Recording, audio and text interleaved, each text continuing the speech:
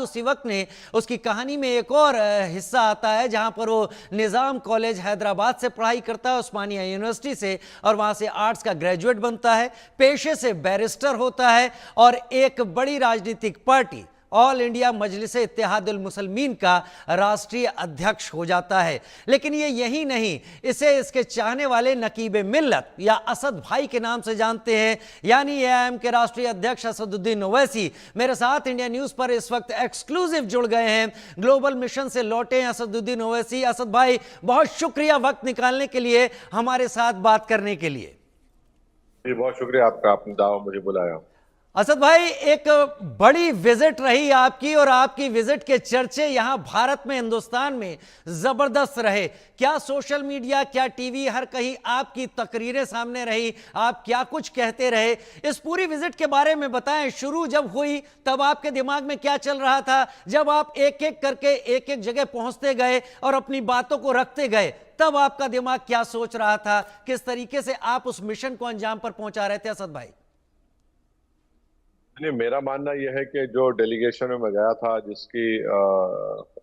जिसके हेड जय पांडा साहब थे, हम लोग कलेक्टिवली अपनी अपनी बात को रख रहे थे और सब लोग मिलकर ये कोशिश कर रहे थे कि भारत का जो व्यू पॉइंट है, भारत के जो कंसर्न्स हैं, भारत को जो सिक्योरिटी थ्रेट्स हैं टेररिज्म रिलेटेड पाकिस्तान से, उसको हम लोग रखें। तो हम तमाम ने कलेक्टिवली पूरे डेलीगेशन में, जिसमें गुलाम नबी आज़ाद साहब भी थे, अफसोस के साथ बेचारे वो बीमार पड़ गए कुवैत में, मगर श्रृंगला साहब फॉरेन सेक्रेटरी थे। तो ये सब लोगों ने, सब मेंबर्स ने अपनी अपनी कोशिशें, काविशें की ताकि हम अच्छी तरीके से जिस कंट्री में, जिस देश में हम जा रहे हैं, जिस मुल्क में जा रहे हैं, उनके जिम्मेदारों से जब हमारी मुलाकात होगी तो हम उनके सवाल का जवाब भी दें, अपना व्यू पॉइंट भी कन्विंसिंग तरीके से रखें, और उनके अगर कोई कंसर्न्स है, कोई क्वेश्चंस हैं, तो हम उसको अच्छी तरीके से, क्लैरिटी के क्लियर तरीके से उनको जवाब भी दे सकें। तो मैं समझता हूं कि हमने बहुत अच्छी तरीके से इन तमाम बातों को रखा,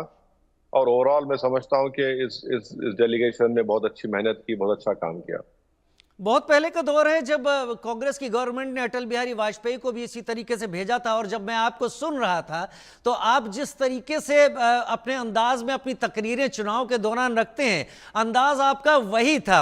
आपकी कई बातें, आप एफएटीएफ को लेकर बहुत जबरदस्त तरीके से बरस रहे थे। थोड़ा उस बारे में बताएं कि आपने जब घेरा और अपनी बातों को रखा तो क्या क्या पॉइंट से आपने जहां पहुंचे उनको अपनी बात सामने रखी।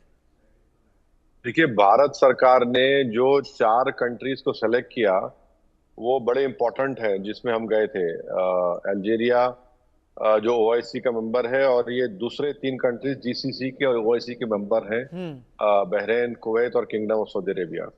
इसमें एक कंट्री अभी नॉन परमानेंट सिक्योरिटी काउंसिल का मेंबर है, एक कंट्री आइंदा साल उसका नॉन परमानेंट मेंबर बनेगा। ये चारों कंट्रीज ने 2018 में भारत ने की कोशिशों पर, जो पाकिस्तान को ग्रे लिस्ट में डाला गया, तो इन चारों कंट्रीज ने ऑब्जेक्ट नहीं किया था पाकिस्तान के इंक्लूजन को। और ये भी बात आपको जानना चाहिए कि सऊदी अरेबिया में करीब 27 लाख भारत के लोग मेहनत करके, कमाकर, और जो भारत को जो फॉरेन एक्सचेंज आता है उसका 6% किंगडम ऑफ सऊदी अरेबिया से आता है। फिर कुवैत में करीब 10 लाख भारत के लोग रहते हैं, बहरीन में 3 लाख के करीब। तो एक हमारे हिस्टोरिकल रिलेशनशिप भी इनसे रहे हैं।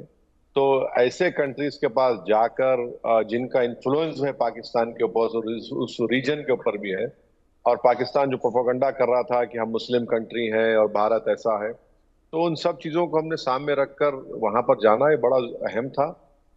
तो इस लिहाज से अगर आप देखेंगे तो बड़ा इंपॉर्टेंट विजिट था ये बहुत अच्छा हुआ।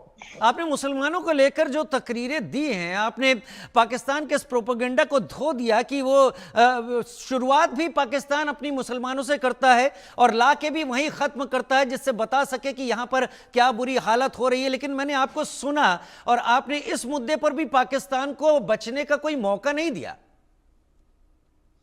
बल्कि आज जो स्टेटमेंट बिलावल जरदारी भुट्टो ने दिया कि वो तो बकवास कर रहे हैं। तो भाई, अगर आप अपने ही देश में बलूची को मारे तो बलूची क्या मुसलमान नहीं है?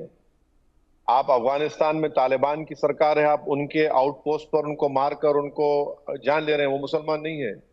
ईरानियन बॉर्डर आउटपोस्ट पर आप गोली चलाते हैं, तो क्या वो मुसलमान नहीं है? तो उनको ये कोई हक हासिल नहीं है कि वो भारत के मुसलमानों के बारे में बात करें। भाई, भारत में जो मुसलमान हैं, वो हमारे बुजुर्गों ने सन 47 में एक फैसला ले लिया कि हम टू नेशन थ्योरी को रिजेक्ट करके हम इस भारत में रहेंगे और बाइज्जत शहरी रहेंगे। यकीनन हमारे मुल्क में हमारे प्रॉब्लम्स हैं, हमारे इश्यूज हैं, जो किसी के सामने छुपे हुए नहीं है, मगर हमारी जद्दोजहद चल रही है, हमारी लड़ाई सियासी तौर पर संविधान के दायरे में रहकर चल रही है। मगर कोई पाकिस्तान में बैठकर हमको आईना दिखाने की कोशिश ना करें, क्योंकि वो अगर अपने गिरेबान में झांकेंगे तो कई गलतियां उनकी निकलेंगी। और बिलावल, जरदारी, भुट्टो ये नहीं बता पा रहे हैं कि उनकी मां को जिन दहशतगर्दों ने मारा वो कौन सा ग्रुप है। वो जिस यूनाइटेड नेशन में बैठकर ये आज ये बात कहे हैं, उनकी मां की, उनकी वालिदा की मौत के बाद यूनाइटेड नेशन ने एक प्रोब एजेंसी को भिजाया। उन्होंने कहा कि पाकिस्तान की इन्वेस्टिगेशन शॉडी थी। उन्होंने कहा कि जिस सीन ऑफ ऑफेंस था उसको पाकिस्तान के 2 ऑफिसरों ने पानी से धो दिया। और फिर जो जरदारी के जो चीफ एडवाइजर थे, उनकी फायरिंग में मौत हो गई। जो मोहतरमा बेनजीर भुट्टो का जो सिक्योरिटी एडवाइजर था, सिक्योरिटी इंचार्ज था, उसकी मौत हो गई। अरे भाई, आप अपनी वालदा की मौत जो दहशतगर्दों ने की उसके बारे में नहीं बता पा रहे हैं आप, और आप बता रहे हैं, उंगली दिखा रहे हैं। आपने मुशर्रफ पे इल्जाम लगा दिया, मुशर्रफ भाग गया पाकिस्तान छोड़ के। ये तो अहमकाना गुफ्तगू कर रहे हैं वो। और ये अहमकाना गुफ्तगू तो अभी भी जारी है। यही बिलावल भुट्टो जरदारी कह रहे थे कि अगर पानी नहीं बहा तो उनका खून बहेगा।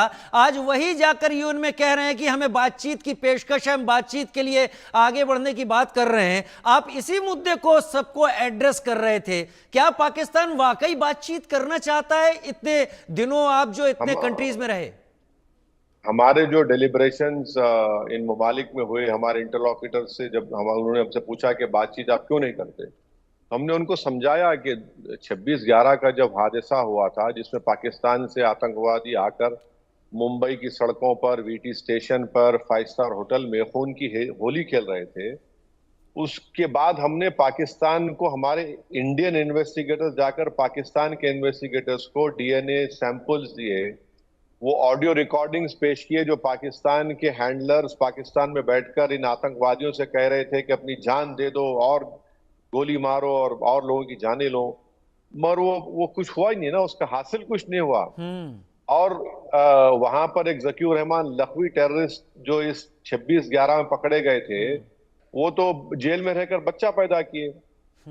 फिर पठानकोट हुआ, हमने नरेंद्र मोदी सरकार के फैसले पर तनकीद की, क्रिटिसाइज किया, कैसे आपने आईएसआई को पठानकोट के एयरबेस से बुलाया। उसके बाद भी कुछ नहीं हुआ। मगर पाकिस्तान को जब ग्रे लिस्ट में डाला गया, तभी तो पाकिस्तान ने कहा कि हाँ, 26/11 का मास्टरमाइंड जो साजिद मीर, जिसको पाकिस्तान कह रही थी मर गया, वो जिंदा निकला। वो जिंदा निकला, एग्जैक्टली।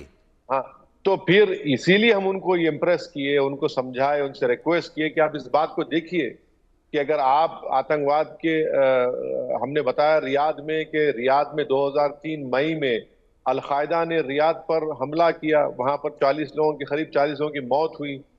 चंद साल पहले हूतियों ने आरएमको, जो बहुत बड़ा ऑयल का सऊदी अरेबिया किंगडम का बहुत बड़ा ऑफिस है, वहां पर मिसाइल उन्होंने दाग दिया। अल्जेरिया हम गए, अल्जेरिया में ब्लैक डिकेड कहते हैं, 95 से लेकर मिड 2005 तक 50,000 लोगों की हत्या हुई वहां पर अल्जेरिया में, जिसको आतंकवाद ऑर्गेनाइजेशन ने किया। आज भी साउथ अल्जेर में उनको वहां पर एक मुश्किल पेश आती है। तो हमने उनको बताया कि देखिए, आप भी विक्टिम है थे, हम भी विक्टिम हैं, और पाकिस्तान एग्रेसर है। और हमने उनको इम्प्रेस किया, बताया कि जो एलईटी की आइडियोलॉजी है, जो जेईएम की आइडियोलॉजी है, अलकायदा की आइडियोलॉजी है, दाइश की आइडियोलॉजी, वो एक ही है, कोई फर्क नहीं है। असद भाई, आपने बड़ा आपकी, जब भी मैं, हमारे पास जितने भी फुटेज आ रहे थे, आप जब वहां अपनी बातें रख रहे थे, तो आपको सुनने का भी मन कर रहा था। क्योंकि एक जगह तो आपने शहबाज शरीफ और आसिम मुनीर के बीच में जो फोटो एक दूसरे को दी, आपने उसको भी विद प्रूफ जीरो कर दिया। हाँ, ये तो अच्छा मौका हमारे हाथ को आया था, क्योंकि एक मुल्क का फील्ड मार्शल अपनी झूठी कामयाबी को दिखाने के लिए पूरी दुनिया के सामने जो पेंटिंग पेश करता है वो अपनी पेंटिंग नहीं है, वो चीन की पेंटिंग है, और वो चीन के मिलिट्री ड्रिल की थी। तो हमको दुनिया को बताने में बड़ी आसानी हो गई कि ये तो झूठ झूठ का मलबा है, ये झूठ झूठ की फैक्ट्री है ये, और इनकी बात का कोई यकीन नहीं करना चाहिए। माने एक तस्वीर तक सही तौर से नहीं दे सकते। तो इसीलिए हमने कहा कि आपको यकीन करना है तो भारत सरकार के जो स्पोक्स पर्सन है उनकी बात को सुनिए।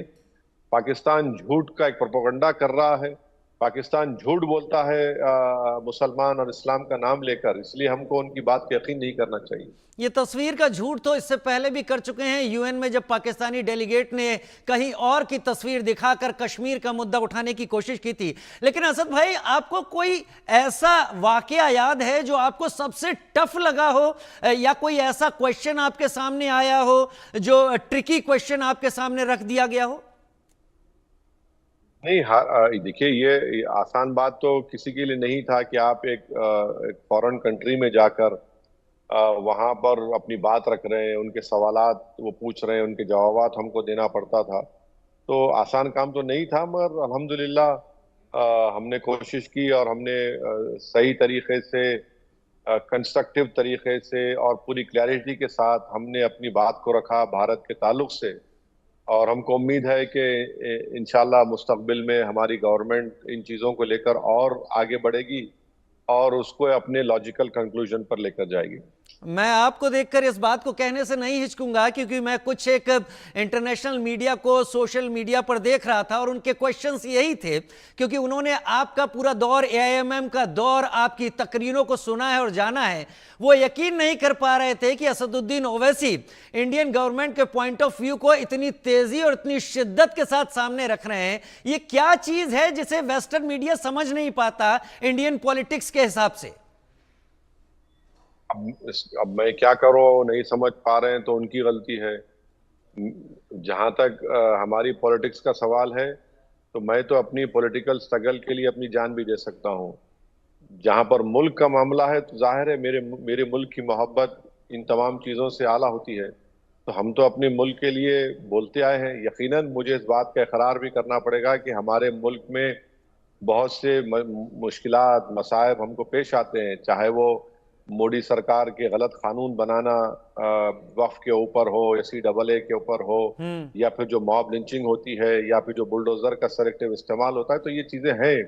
हमारी लड़ाई चलती थी, चल रही है और चलते रहेगी। आइडियोलॉजी पर कोई कॉम्प्रोमाइज नहीं होगा, इंशाल्लाह नहीं होगा। मगर जहां पर देश की सालमियत का, टेररिज्म को अटैक करता है, तो यकीनन हमको तो खड़े होकर एक आवाज में बोलना पड़ेगा।